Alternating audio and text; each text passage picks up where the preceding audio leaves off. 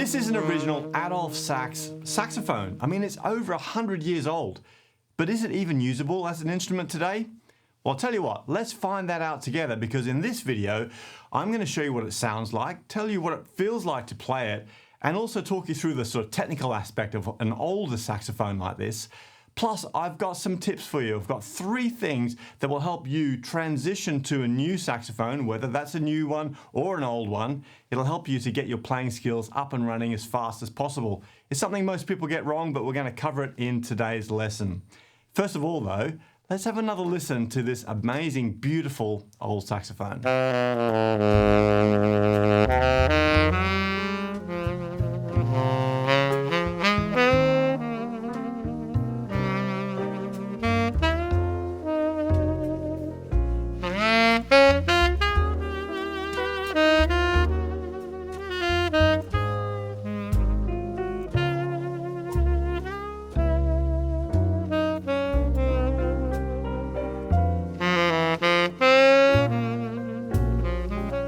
Now, if you've watched my videos over the years, then you'll know that I'm really more of a modern saxophone fan. I'm not really a big vintage sax guy.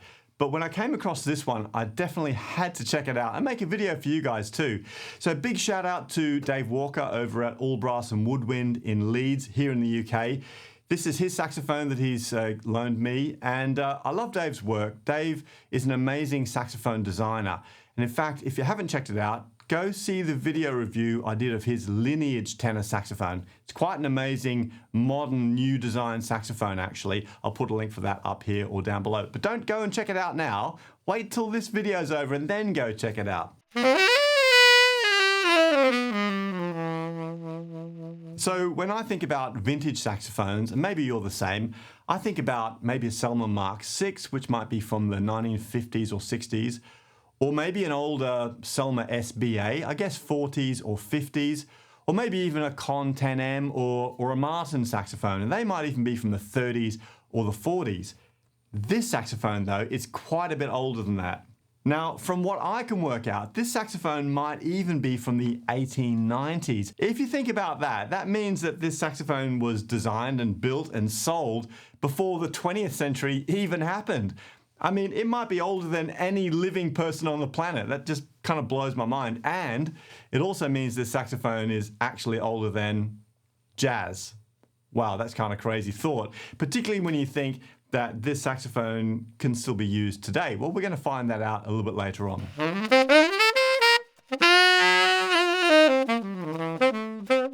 So with these really old Adolphe saxophone instruments, the way that you can work out the age of them is by the address that's printed on the bell, because that's the address of the factory. Now, I'm not an expert on this, so I've just been doing some research. So if you know more about this, please do let me know in a comment. This saxophone's marked as coming from 84 Rue Myra. And from what I can understand, that address is the factory that happened right at the end of Adolphe Sax's life. So he died in 1894, was making saxophones from the 40s up until 1894 when he passed away, and his son Adolphe Edward Sax Jr. took over the business. He must have been a pretty clever camper, because he ran that business through till 1928 when Selmer bought the entire operation, and that was kind of the transition of the whole move to Selmer saxophones that we know today, right? That's where it all came from. So that means this saxophone was produced somewhere between sort of 1890 and 1928. So it could be even 130 years old, which is absolutely amazing. Now, the only other piece of information I have about this sax is printed on the bell here. It says number 309, and there's no other serial number on this sax. Is it the 309th one that they made? Well, I don't know. I mean, I have seen other similar saxophones like this online with a much higher number on the bell, and they also have a serial number. No serial number on this one. So again, I'm no expert, but I think it's pretty safe to say it's at least 100 years old, and that's absolutely incredible.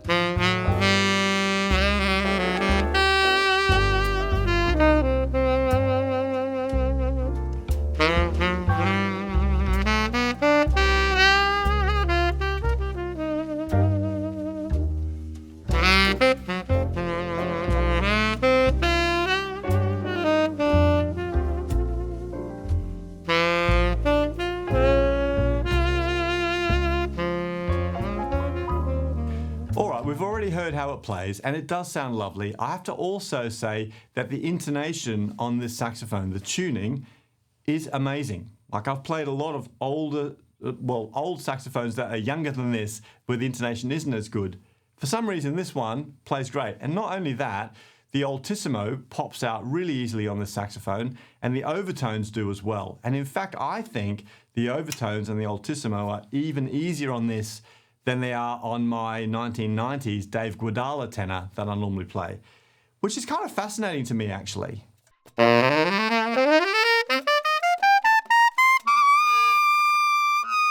Now, of course, this is an old saxophone, so the key work, the system of the key work is old. And the first thing you notice is this left-hand table key. So old saxophones have this. It's kind of strange and uncomfortable, particularly compared to a modern saxophone. Definitely takes a bit of getting used to so that you can move quickly between low B flat, B, and C sharp. The other really obvious thing is that there's no pads on the outside of the saxophone. The low B flat and B are on the inside of the bell. And that's kind of weird when you're playing seated because it's not very comfortable, I don't think. Similarly, the D sharp pad on the back of the saxophone, it's got quite a big guard on the back here. And so that feels quite strange when you're playing standing up. So ergonomically, it's really not as comfortable as a modern saxophone. Also, there's no adjustment on the thumb rest. That feels kind of uncomfortable. And there's no adjustment screws on this saxophone whatsoever. I guess that's also a modern sax thing. Again, I'm no expert, right? Now, of course, you've got no high F sharp on this saxophone, but you do have the alternate F sharp. I have to say, though, that the position of the keys and the weights of the keys is very different to a modern saxophone, and that makes playing fast passages a lot more challenging.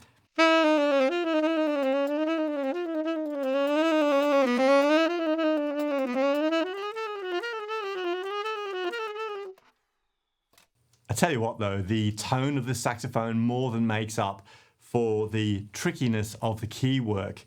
I absolutely love the sound of the saxophone. So before we get into what this saxophone costs today and whether I would even buy this saxophone, here are 3 things that you could do to quickly adapt to a new saxophone. So whether you're changing to an old sax or a new sax, these tips will help you.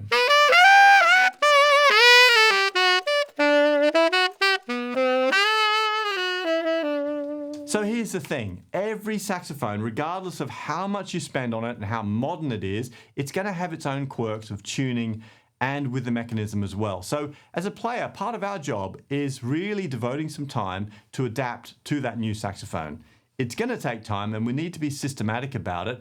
Otherwise, the transition to any new saxophone or old saxophone is always going to be problematic. We want to get back to being able to play as well as we can as fast as possible. So the very first thing that I focus in on is tuning. Now this is super important because you could be moving to an older saxophone like this where the tuning might be a little bit different to a modern sax, but equally you could be moving from, say, my Dave Guadala sax to a new Yanagisawa sax where the tuning is better, but it's still going to be different. And so we need to adjust our ears so we know how to take advantage of the tuning of that saxophone. So to do this, I spend a lot of time working with my tuner, and I'll work on simple things like, first of all, getting the middle range in tune, but then using the drone. I'll show you what I mean. Okay, so for example, this is the TE Tuner app. There's tons of other apps, but I love this particular one. And by the way, if you want some tips on how to use this, I've got a great YouTube video on my channel here where I run through a bunch of tuning tips that'll help you. I'll put a link up here or down below. So what I will do is put a drone on and then I'll play through with that, starting on low B flat and then move up to middle B flat, back down to low B flat, up to second octave F, down to low B flat, up to second octave B flat. And I'll work through a system like this to make sure that I'm locking in the intervals over the whole range of the saxophone. That really helps to dial in my tuning. The second essential thing to work on are chromatic scales. Now, chromatic scales are perfect for dialing in your fingers with the key work of this new saxophone. For example, on this saxophone, there's some keys that are quite heavy or in different places to what I'm used to, so I need to get my fingers used to that. Now, there's a video in my channel that'll really help you with this. It's called 7 Chromatic Workouts. I'll pop a link up here and down below. Go check that out. The trick really with chromatic scales is to work in 5-note cells or groupings and focus around the areas that are tricky. Like for example, on this saxophone, I mentioned about the F sharp key is quite heavy. And so I'm finding my fingers are very clunky as I pass through that F sharp. So working on a 5-note group of the chromatic scale that's around that F sharp is really going to help me to iron that out.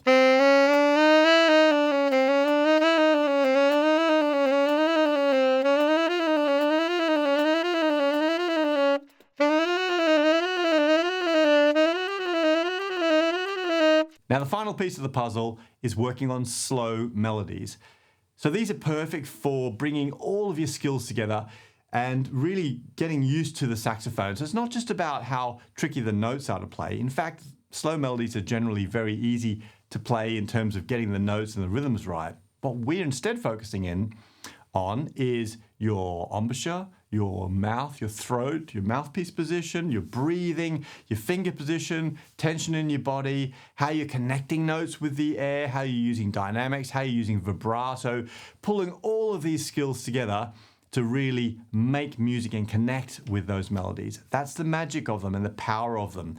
So when you're getting used to a new saxophone, definitely you want to be devoting some of your practice time to playing through simple, slow melodies and thinking about how you can craft the whole performance.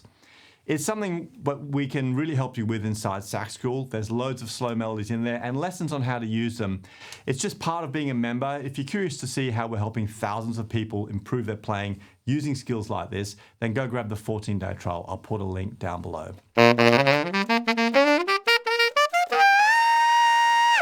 Now, as I mentioned, the most amazing thing about this saxophone to me is it's so versatile and it really does sound great. I mean, I could definitely imagine using this in a jazz setting or a blues setting, in a small band setting, even in a big band. Definitely playing solo if you're playing with tracks. You could probably, with the right mouthpiece setup, even use it in a DJ sax setting. Wouldn't be my first choice of horn for that, but I could see it would work. I wouldn't choose this saxophone for doing a classical, it's like a symphony, a gig, or playing in an orchestra of anything really, a small ensemble, just because the key work makes it that much more challenging.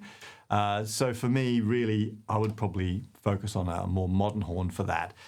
But if you think about the fact that this is potentially like 100 plus years old, and it's still usable today, that makes it an amazing value for money saxophone, right? Incredible. Speaking of which, let's talk about the cost of this sax.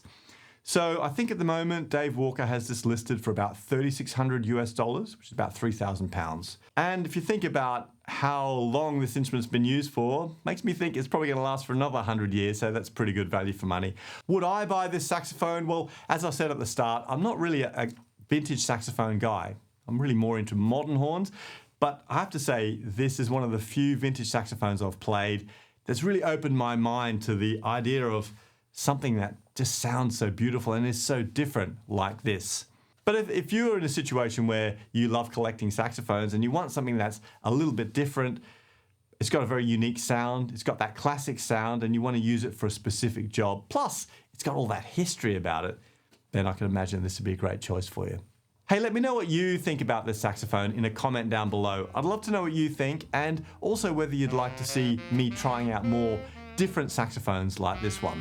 But next, go and check out those videos I mentioned. So there's the 7 chromatic workouts lesson, and there's also the tuning lesson.